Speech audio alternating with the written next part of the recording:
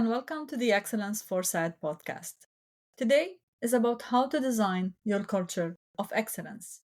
And we're going to explore together how to create a culture that drives organizational effectiveness and success. Now, changing your organization's culture can improve its performance. So, here is how to do that. Dreaming of a bright future starts with designing a culture of excellence.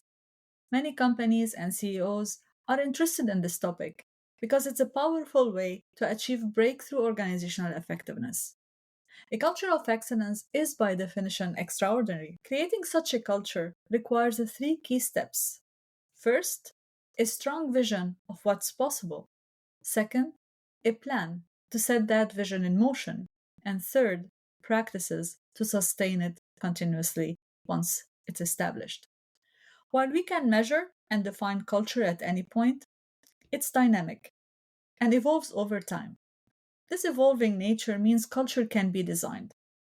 The concept of culture by design emphasizes that culture stems from an organization's articulated values and how effectively those values are expressed daily by its people. Every organization has a culture, whether deliberately designed or left to chance.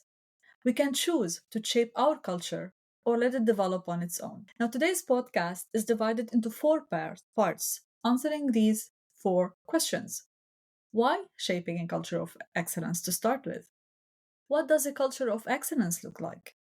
And how to effectively design a culture of excellence? And question number 4 is how to assess if you have the right focus on culture as a leader. So let us deep dive into today's episode and start with the first element. Why shaping a culture of excellence? Now, why culture is important? You might be asking yourself this question. Culture is crucial for the organization's present and future, and during any transition phase that your company might be going through. Have you ever faced obstacles when trying to achieve something within your team, department, or organization? Often, these obstacles are related to how people accept change and behave around that change. A culture of excellence can overcome these hurdles. I came across an insightful quote while preparing for this episode, and I would like to share it with you. A culture of excellence is a conspiracy to excel, a commitment to be excellent. And I like this quote. Excellence is a way of being and thinking. It's a mindset, and it's all about people. In our Excellence Foresight podcast, we focus on what's important for organizations and teams to excel now and sustain that excellence in the future. And culture in this is really key. As we move into the future, especially with advancements in AI, it becomes very important to promote a culture of excellence. And this is really critical. So here are the factors that promote such a culture. And you can really think about them. A shared vision, goals, and practices. An inclusive and collaborative environment. Clearly stated principles for alignment. You need to have principles that's going to guide that alignment within your organization. Encouragement of new thinking, ideas, innovation, creativity, and experimentation. Human centricity and a focus on the well being of people. We talk more and more about the well being of people, supporting them to fulfill their potential. Now, the second question, what does a culture of excellence look like? There isn't a one fit for all culture of excellence. The nature of the organization usually impacts what a culture of excellence looks like and how it should be developed. And I go back to the concept of culture by design. It's about finding the most effective way to fulfill the organization's vision through its people and their behaviors. As organizations change over time, so does their culture. A commitment to excellence usually requires continuous evaluation, adjustment of the culture to meet changing needs. Now, a focus on a culture of excellence allows organization to be forward-looking, anticipatory, rather than just reactive. Now, many of us feel that we are in reactive environments, in reactive organizations. I've had the experience lately we're in an environment where everybody was really just reactive. No one is taking any initiatives. No one is doing anything new. They just wait for the boss to tell them what to do or a problem to happen to sort it out. Do we want this in the future? Being preemptive is a real differentiator for organizations that use future foresight, for example, to remain relevant and agile. Now, we don't all of us have to go to future foresight, but we need to really be able to look at the future and what we want that future to look like for the organization, and how the people should be reacting now and developing this organization to make sure that they remain successful in the future. Now, to design a culture, especially if leaders understand how culture design works, they can focus on generating cohesion, managing change, and embedding excellence throughout the organization. Now, the key questions that we could ask, it's what difference will this new culture make for my organization? How will it contribute to staff and organizational success? And this is where the design part is. What culture do I need to have in my organization and what it should look like? Now, leaders play a crucial role in establishing a culture of excellence. And especially when we talk about culture by design, leaders need to design that culture. Now, the Shingo model shows us how principles, when followed, help establish such a culture. Leadership commitment is essential in this. You cannot do culture or culture of excellence or culture transformation if you don't have leadership commitment. When leaders stand in shared commitment, vision, partnership, and mutual trust, anything is possible for that organization. It all starts from there. Now, I would like to share with you some of the culture styles that maybe you know already. In one of the Harvard Business Review articles published in 2018, they listed 8 cultural styles: caring, purpose, learning, enjoyment, results, authority, safety, and order. And they looked at the advantages and disadvantages of these cultures. Results came top first, and caring was top end. And I will translate this into caring and focusing on people will get you the results you need to achieve. And that's pretty true. And that's what we teach in the Shingo model. And that's why we say people first culture is a winning culture. So you need definitely to focus on your people to get to results. Now, this takes me to the third question: how to effectively design a culture of excellence. And here are some of the tips for establishing a culture of excellence, which I really recommend you to start thinking of and looking at how you can use them in your organization. First is important if you want to design a culture of excellence to work within your current culture. Build on existing cultural characteristics rather than attempting major overhauls. This is one of the mistakes that people do. They want to change their culture completely. There are certain things in your culture that might be working well. Those ones you might want to keep. Second, change behaviors first. Behavioral change can lead to mental shifts. Focus on how to change the actions of your people, their behaviors. Third, focus on critical behaviors. You can't do everything at the same time. Identify a few important behaviors that will have a significant impact on your culture. Focus your design around those behaviors.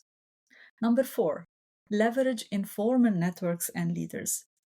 And as I continue working with organizations, I now notice how much is important and how powerful are informal networks. Leverage those informal networks and those informal leaders. Deploy authentic informal leaders to support cultural changes. You need them. You need your informal networks. You need your informal leaders. They are influentials in your organization. Leverage them. Number 5, engage formal leaders. Now, we talk about informal leaders. We should not forget the formal leaders. Use both of them to drive change. Your formal leaders are also a very good channel for that. Number 6, link behaviors to business objectives. You can't just create behaviors if it doesn't gonna serve your business objectives.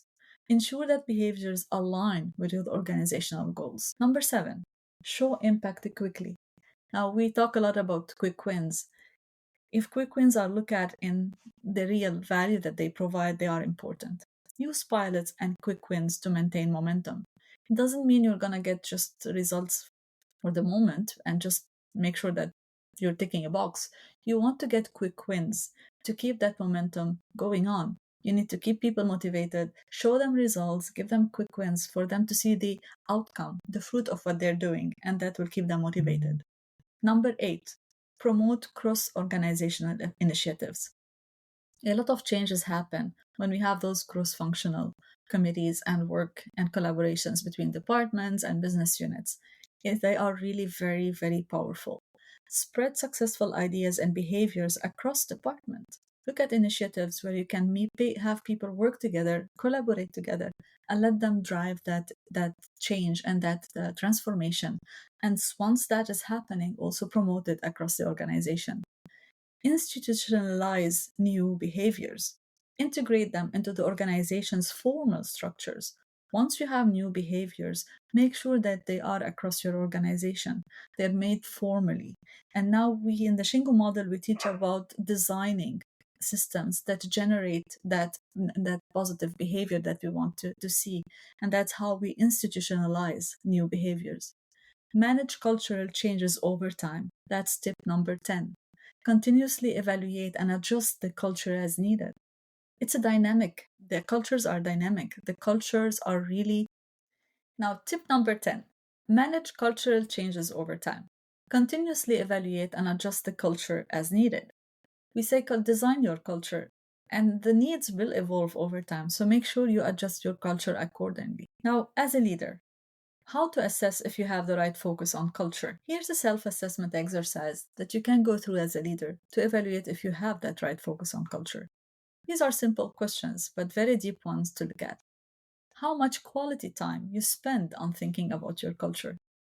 Do you have a clear understanding around what has made or makes your business successful and how to link it to your culture?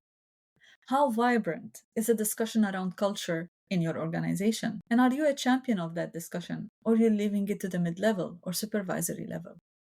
How much do you engage your middle managers in the game? And there's plenty of articles these days about the role of middle manager, and that some organizations are missing to focus on that middle manager role and level when they talk about culture, when they talk about transformation and change. Do you measure your culture? Do you have anything in place that tells you what does your culture look like? Do you hire or promote your employees keeping in mind tomorrow's culture? Do you promote the right people? I've seen leaders who made a great difference championing their culture by starting to ask these right questions. I believe in challenging the status quo, and that starts from leadership. And when we focus on designing the right culture, we should start by asking the right questions. The right questions will lead to the right design. Now, in conclusion, and as we come to the end of this episode, it's important to know that maintaining a culture of excellence, leaders must understand and manage cultural changes. They should start by understanding the existing culture and plan to guide the organization towards its future goals. And if you are a leader, that's your role. Now, with this, we come to the end of this episode on designing a culture of excellence. Thank you for tuning in, and join us now next time for more insights on fostering excellence within your organization. Until then, keep striving for excellence. Thank you for listening.